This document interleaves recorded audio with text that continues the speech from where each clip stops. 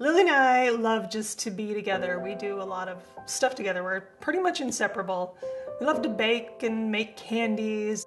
After 7 years of being married, Cameron and I decided to become parents, and we were really looking forward to growing old together and raising this baby. I was ecstatic, but I felt so crappy.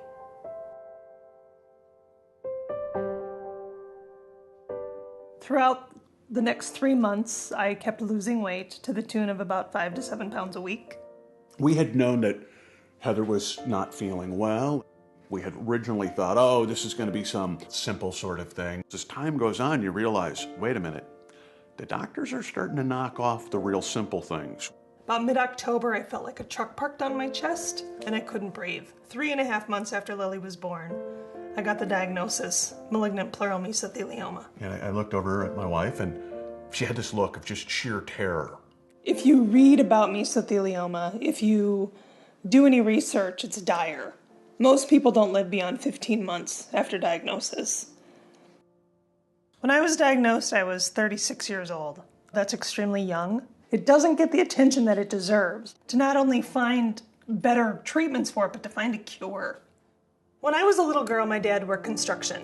He would come home from work covered in dust. His jacket would be white, crusty from the drywall dust that he would be sanding off the walls.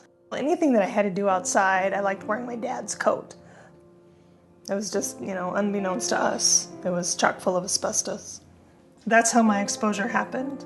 My dad worked with asbestos. We were fortunate enough to have a series of doctors who knew where to send us. My doctor here knew to send me on to Dr. Sugarbaker in Boston. The Mesothelioma Cancer Alliance is a fantastic resource to find these specialists. It's a fantastic not only resource for doctors, but treatment centers. Going into surgery was scary.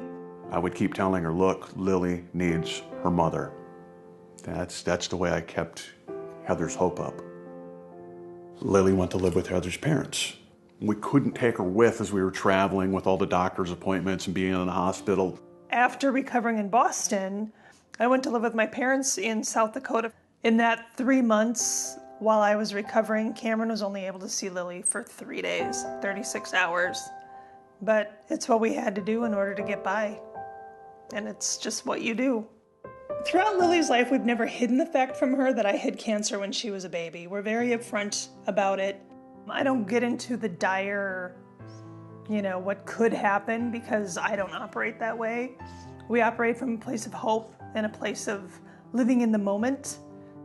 They asked if I would talk to other patients because of my attitude.